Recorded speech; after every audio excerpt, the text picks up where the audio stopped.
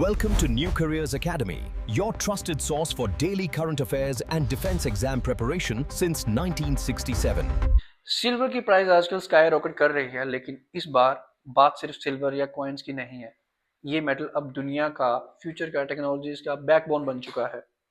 Solar panels, AI, electric vehicles, हर जगह silver की जरूरत पड़ रही है।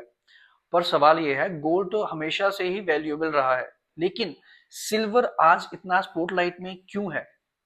यूएसए ने इसे क्रिटिकल मिनरल क्यों डिक्लेयर किया और इंडिया इस रेस में कहाँ स्टैंड करता है?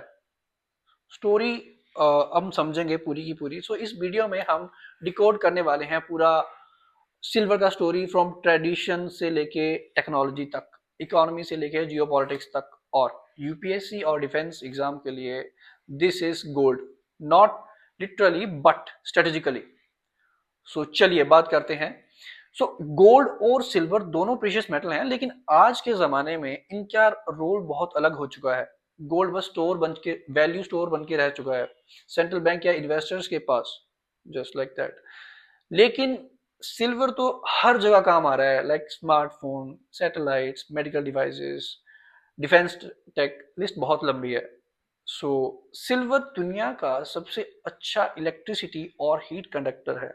प्लस प्लस ये मालिएबल और कोरोजन रेजिस्टेंट भी है। सो ये एक ऐसा मेटल है जो वैल्यू स्टोर भी करता है और वैल्यू क्रिएट भी करता है, इसीलिए इसे कहते हैं प्रीशियस इंडस्ट्रियल मेटल। सो यूपीएससी के लिए ये टर्म हमेशा याद रखना। आगे हम बात करते हैं, सिल्वर की डिमांड सिर्फ ट्रेडिंग या इन्वेस्टमेंट से नहीं आ रही है, ये रियल वर्ल्ड यूज की वजह से ग्रो हो रही है। सो फर्स्ट बात करेंगे कि सिल्वर इतना डिमांड में क्यों आ रहा है, उसके डिफरेंट डिफरेंट फैक्टर्स जान लेंगे। सो फर्स्ट अगर मैं बात करूं तो सोलर एनर्जी, अगर आपको पता होगा, हर सोलर पैनल में सिल्वर पेस्ट लगता है जो सनलाइट को इलेक्ट्रिसिटी में कन्वर्ट करता है। इंडिया का टारगेट है 2030 तक 500 gigawatt non fossil fuel energy का, मतलब करोड़ों सोलर पैनल को, मतलब इसका मतलब है कि आपको मासिव सिल्वर की डिमांड चाहिए होगी, बहुत डिमांड कर रही है ना सोलर पैनल बनाने के लिए। सो दूसरा एक फैक्टर है एआई और डिजिटल इंफ्रास्ट्रक्चर। सो AI servers, data centres, 5G devices all need high conductivity materials, और सिल्वर यहाँ अनबीटेबल है गाइस। थर्ड अगर मैं फैक्टर की बात करूं तो ट्रेडिशनल यूज। सो अगर मैं बात करूं jewellery, coins, festival, specially India में तो सिल्वर का कल्चर डिमांड कभी खत्म नहीं होता।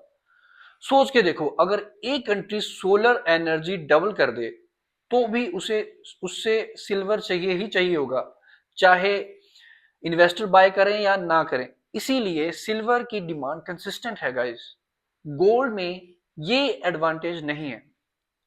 आगे हम बात करते हैं, सप्लाई क्यों नहीं बढ़ रही है, सिल्वर की क्यों नहीं बढ़ पा रही है? लोग सोचते हैं प्राइस बढ़ेगा तो सप्लाई भी बढ़ेगी, लेकिन सिल्वर मोस्टली बाय प्रोडक्ट होता है किसका? लेड, जिंक, कॉपर या गोल्ड माइन से। तो अगर सिल्वर चाहिए हो तो पहले दूसरे मेटल का माइनिंग करना पड़ता है, मतलब सिल्वर की सप्लाई फ्लेक्सिबल नहीं है। एक माइन खोलने में सालों साल लग जाते हैं, परमिट चाहिए होते हैं, एनवायरमेंट अप्रूवल चाहिए होते हैं। जब तक सप्लाई आएगी तब तक डिमांड ऑलरेडी हाई स्काई हो चुकी होगी। So that is the thing, ये डिमांड सप्लाई गैप ही है जो सिल्वर प्राइसेस को पुश करता है। और यूपीएससी के जीएस पेपर 3 में ये इंडस्ट्रियल बॉटलनेक का परफेक्ट एग्जांपल है गाइस। सो अगर हम बात करते हैं जियो पॉलिटिक्स और सिल्वर का पूरा गेम के बारे में। सो 2025 के एंड में यूएसए ने सिल्वर को क्रिटिकल मिनरल डिक्लेयर किया। क्यों? मतलब ये उनके लिए नेशनल सिक्योरिटी और इंडस्ट्रियल रेजिलियंस का पार्ट बन गया था। चाइना ने भी सिल्वर और दूसरे मेटल पे एक्सपोर्ट कंट्रोल लगा दिए। इससे इलेक्ट्रॉनिक्स और सोलर कंपनीज को शॉक लगा, क्योंकि मेजर सप्लाई चेन डिस्टर्ब हो गई। टेस्ला के सीईओ इलॉन मस्क ने बोला था, सिल्वर शॉर्टेज हो गई तो ईवी इंडस्ट्री भी रुक सकती है। अब समझ रहे हो आप मेरी बात? सिल्वर सिर्फ एक मेटल नहीं है, एक ये जियोपॉलिटिक्स का वेपन बन चुका है। जैसे ऑयल ने 20th सेंचुरी में शेप किया, पूरा का पूरा 20th सेंचुरी बदल के रख दी, वैसे ही सिल्वर और रेयर मिनरल्स 21st सेंचुरी के पावर डायनामिक्स डिफाइन कर रहे हैं। अब बात कर लेते हैं इंडिया में सिल्वर का आखिर स्टेटस क्या है, कितना है, ठीक है, कहाँ कहाँ पे रिजर्व है। सो बेसिकली इंडिया का सिल्वर का बड़ा जो है वो बेसिकली एक कंज्यूमर का चंक है बेसिकली। सो राजस्थान के बाराक रीजन में थोड़ा नेटिव सिल्वर मिलता है, बाकी मोस्टली लेड, जिंक, कॉपर या गोल्ड के उसमें ओर्स में मिलता है।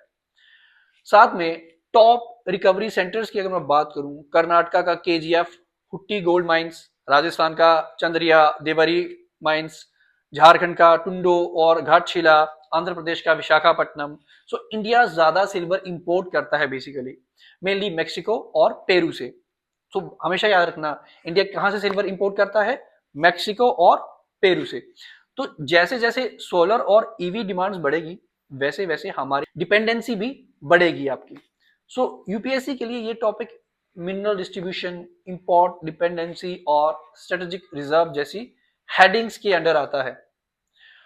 आखिर में हम बात करते हैं क्यों याद रखना है ये पूरा का पूरा टॉपिक और क्यों आपके लिए इंपॉर्टेंट है। तो सिल्वर एक ऐसा टॉपिक है जहां इकोनॉमी, साइंस, जियोग्राफी और geopolitics all come together. UPSC prelims में फैक्चुअल सवाल आ सकते हैं, मेंस में इंडस्ट्री, मिनरल्स पॉलिसी या क्रिटिकल मिनरल्स के कॉन्टेक्स्ट में क्वेश्चन आ सकता है। इंटरव्यू में तो current affairs plus strategy angle भी पूछ लिए जाते हैं। तो अगर आप सीरियस एस्पिरेंट हो तो ये टॉपिक आपके नोट्स में जरूर होना चाहिए गाइस। अगर ये वीडियो हेल्पफुल लगा तो लाइक करो, कमेंट करो, शेयर करो, सब्सक्राइब करो, ताकि आपको मिले ऐसे और स्मार्ट ब्रेकडाउन्स जो आपके सिलेबस से डायरेक्टली कनेक्टेड हो। सो जय हिंद गाइस।